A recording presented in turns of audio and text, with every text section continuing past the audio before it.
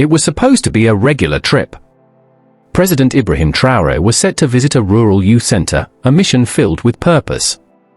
The day was crisp, the air thick with the promise of something big.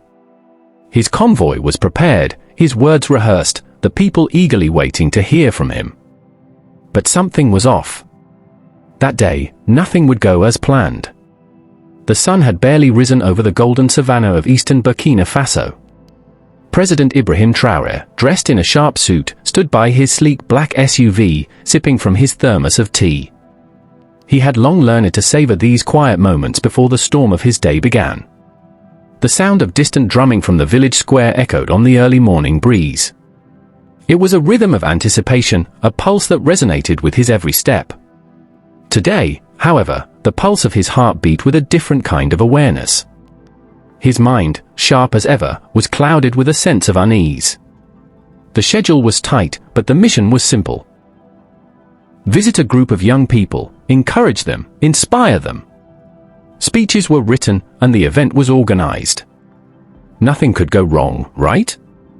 His closest advisor, Silas, a tall man with a calculated calm about him, walked up to him. Silas was typically unshaken, but there was something in his eyes now that made Ibrahim pause. "Sir," Silas began, his voice carrying a quiet urgency. "The main road is blocked. There's a traffic jam that could set us back by over 2 hours. But I know a shortcut through the bush. It's remote, no towns along the way, but we could get there in less than 40 minutes. Ibrahim tilted his head slightly, considering. "Is the road safe?" Silas nodded, his confidence unwavering. "I personally ensured it was clear. Our men did a sweep yesterday. We should be fine." But Rafik, Ibrahim's bodyguard, a man who had been through countless security breaches with the president, stepped forward. His face was taut with concern. "I've never liked that route, sir. Too quiet. It's the kind of road where you could disappear." Ibrahim glanced at him, noting the rare worry on Rafik's face. "You're saying it's dangerous?" Rafik hesitated. "Not necessarily, but I don't trust the silence. There's no way to know if anyone is watching." Ibrahim studied his two trusted men, weighing the decision. Silas was adamant, but Rafik's instincts had saved them more times than Ibrahim could count. But in the end, time was critical. The youth were waiting. "All right," Ibrahim said, his voice firm. "We'll take the shortcut." The convoy of 5 vehicles rolled out. 2 armored trucks led the way, followed by the president's SUV, with 2 more trucks bringing up the rear. The road was narrow, barely wide enough for the convoy. Tall grass flanked either side, swaying with the wind, creating a tunnel of emptiness. No one was on the road. No animals. No signs of life. It felt like the world itself had paused. For the first half hour, the journey felt uneventful, almost too calm. The road remained empty, the only sounds the hum of the tires and the occasional radio communication.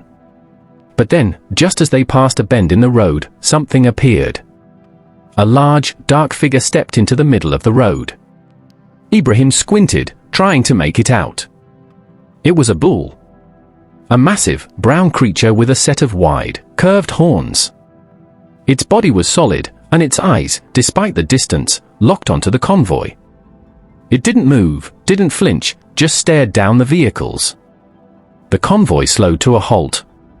The driver honked the horn, once, twice. Nothing. One of the soldiers in the lead truck shouted, "Get out of the way." Still, the bull remained motionless, as if it were carved from stone. "Move, you beast," another soldier yelled. But the bull stood its ground. The tension in the air thickened. "Just a cow," one of the guards muttered. "We can shove it off the road." 2 soldiers stepped out, armed with sticks. They approached the bull slowly, but as they neared, the creature simply shifted a few steps back, then returned to its original spot, blocking the road. Ibrahim, now growing impatient, leaned forward in his seat. "What's going on? Why isn't it moving?" I don't know, sir," Rafik said, his voice betraying confusion. Try driving around it, Silas suggested quickly, trying to regain control of the situation. The driver steered slightly off the road, preparing to bypass the animal. But something inside Ibrahim held him back. He looked at the bull again.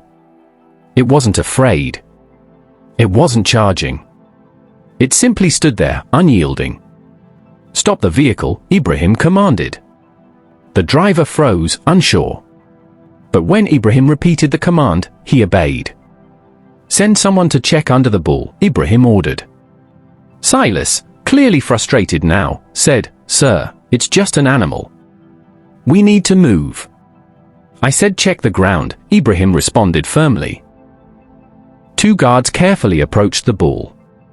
One crouched down, examining the ground beneath its hooves. His eyes widened in disbelief. He jumped back. "Sir, there's something here," he called out. The convoy froze.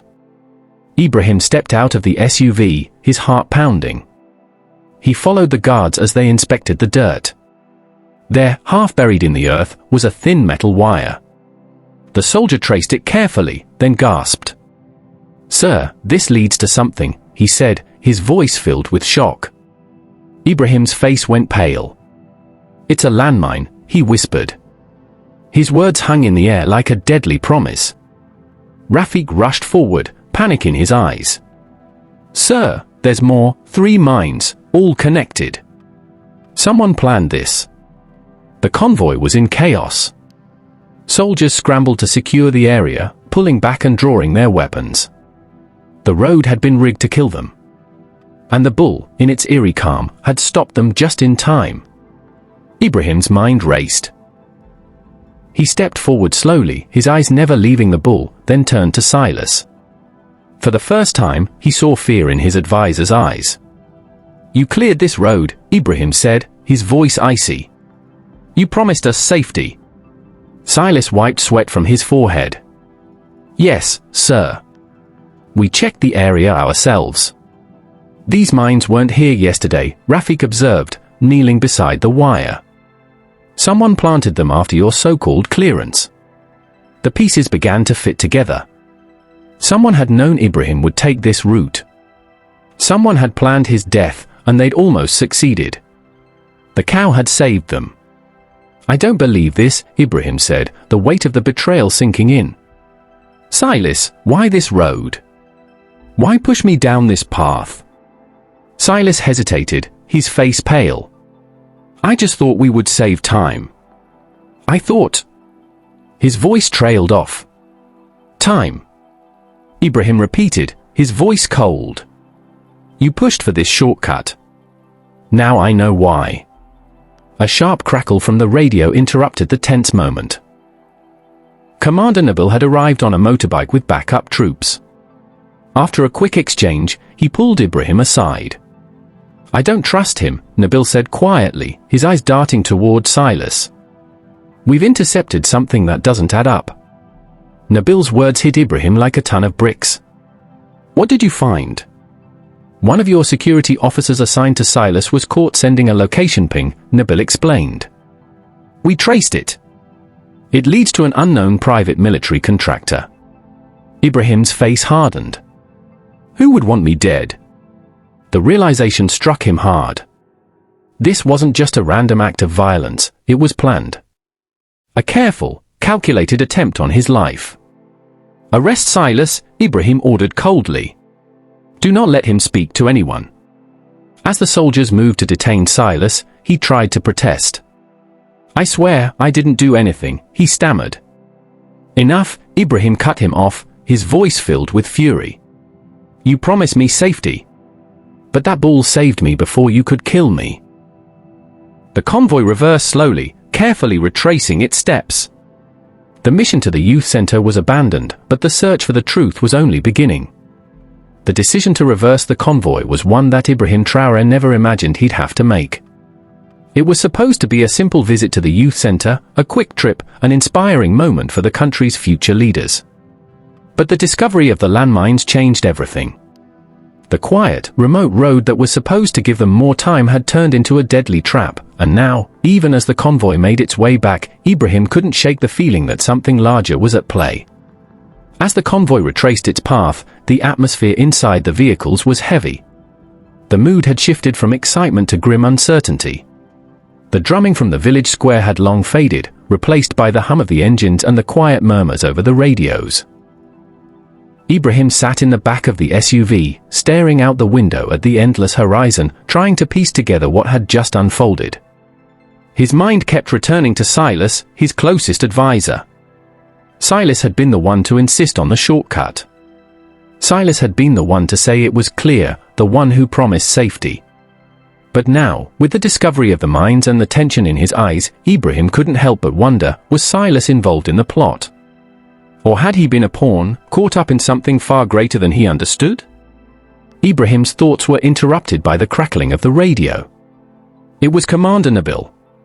"Sir, the route is clear now. We have secured the area. You are safe to continue." Ibrahim's expression didn't change. He wasn't ready to go back to the youth center just yet. There were questions that needed answers. The mines weren't the only thing that had been planted that morning. The seeds of betrayal had been sown long before, and Ibrahim needed to find out who had been pulling the strings. The convoy stopped in the middle of the road, away from the village, under the shadow of a tall baobab tree. Ibrahim stepped out of the vehicle, his mind set on one thing, finding the truth. "I want everyone to stay alert," he said to his security team. "We'll move on foot from here. Silas, come with me." Silas, now under suspicion, walked hesitantly toward Ibrahim, his face pale and his hands shaking slightly. "Sir," he began, his voice pleading, "I swear I didn't know about the mines." Enough!" Ibrahim snapped, his voice sharp. "You said this road was safe. But the truth is, you led us here, and now, we've almost lost everything because of your decisions. What's going on, Silas?" Silas swallowed hard, trying to steady his breath. "I didn't," he started, but his words faltered. He glanced around nervously, as if trying to find an escape, but there was no way out now. Ibrahim was done waiting. "Take him to the car," he said coldly. "And don't let him speak to anyone." As Ibrahim paced back and forth in the quiet, secluded spot, the sun hung low in the sky. His mind was still racing with all the pieces of the puzzle, but they didn't fit. There were too many questions. And the answers were slipping further away with every passing moment. "Ibrahim," Nabil said, walking over to him. "We've intercepted more communications. It's bigger than we thought. The plot, this wasn't just about you." Ibrahim turned to Nabil, his eyes narrowing. "What do you mean?" "The landmines weren't the endgame," Nabil explained, his voice grave. "The mines were a distraction. The real target was you, but it's not just about removing you from power. Someone wants to destabilize the entire country." Ibrahim's heart pounded. "Who's behind this?" Nabil hesitated before speaking. "We've traced some of the communications. It's foreign. Military contractors involved, people with deep pockets, deep connections." Ibrahim turned away, his fists clenched. "I never wanted this. I never asked for any of this. All I wanted was to lead my country, to see Africa rise again." Nabil looked at him with sympathy. "I know, sir. But there are forces that don't want that. And they will stop at nothing." A sudden thought struck Ibrahim. "What about the bull?" he asked, his voice barely a whisper. Nabil looked puzzled. "The bull, sir?" Ibrahim's mind was still caught in the moments earlier that day. The bull standing in the road, blocking the convoy. It was strange. It was too intentional. The bull, Nabil. It stopped us. It was no accident. Nabil shook his head. "Sir, the bull? Are you suggesting that?" "I'm not saying it's a sign," Ibrahim interrupted, his voice tight.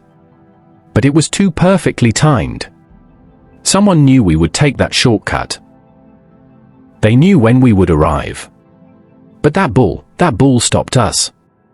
We need to find out who planted it there. Nabil was silent for a moment. Then he nodded. I understand, sir. We'll look into it. But there's something else you need to see. Nabil handed Ibrahim a tablet. On it was a map of the country, with coordinates marked in red. These, Nabil said, are locations where similar incidents have been reported. Ambushes. Attacks. We've been too blind to see the pattern. They've been preparing for something big. Ibrahim stared at the map. His eyes narrowed. This isn't over, he said, his voice hardening. Whoever's behind this won't stop until they've taken everything. But they've made a mistake. Nabil raised an eyebrow. What mistake, sir? They underestimated me, Ibrahim replied. And they underestimated the people of this country. We won't just survive this. We'll fight back. Back at the palace, Ibrahim sat alone in his office, the weight of the day's event still hanging heavily on his shoulders. He couldn't shake the image of the bull. It had been no ordinary animal. It had stood in the road, unwavering, a silent guardian protecting the future of his country. But what did it mean? And why had it been there? His thoughts were interrupted by a knock on the door. It was Khamisi, his intelligence chief. Sir, Khamisi began, we found something. Ibrahim turned toward him, his eyes alert. What have you discovered? Khamisi handed him a thick folder filled with documents and photographs. This is the link between the foreign military contractors and the internal players involved in this plot. They've been working together for months. Ibrahim flipped through the pages, his mind racing. As he scanned the information, one name caught his eye, Benarar, the same man who had pushed for the shortcut earlier that day.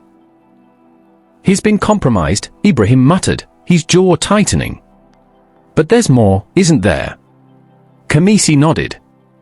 Yes, sir. We've traced communication between Benarar and an international network, and they've been watching you for weeks. They know your every move. But what's most troubling is the last communication we intercepted. Ibrahim's eyes narrowed. What does it say? It's a direct threat, Khamisi explained. They've planned a final move. They know they can't take you out with explosives anymore. So they're going after your support, your people. They'll try to turn the people against you. Ibrahim's mind was already working. He needed to act, and he needed to act fast. We'll move forward with Operation Mirror, Ibrahim said, his voice cold. We'll expose every single traitor, every foreign agent working behind the scenes. I won't let them destroy this country. Khamisi nodded. And the people, sir? How do we keep their faith? Ibrahim looked out the window, his face resolute. We tell them the truth. We stand with them, and we let them know that no one, not even the forces of darkness, can take away their hope. We're not just fighting for power. We're fighting for something greater. As the weeks passed, the full extent of the conspiracy unraveled. Ibrahim Traoré's government moved quickly to neutralize the threats, exposing traitors within his own ranks and taking action against foreign operatives. But throughout it all, the image of the bull remained with him, a symbol of resistance, a sign that sometimes the simplest things could change the course of history. And as the story spread across Burkina Faso, a new wave of hope took root. The people rallied behind their president, inspired by his resilience, his determination, and the strength of their shared resolve. Ibrahim Traoré was no longer just a leader, he had become a symbol of Africa's unbreakable will. The world watched in awe as a nation that had been on the brink of collapse stood tall once again. And though the forces of betrayal and greed still lurked in the shadows, Ibrahim knew one thing for certain, they would not win. Because no matter what they threw at him, no matter how many plots they devised, the people of Burkina Faso, and the cow that had stopped a bullet, would always stand in the way.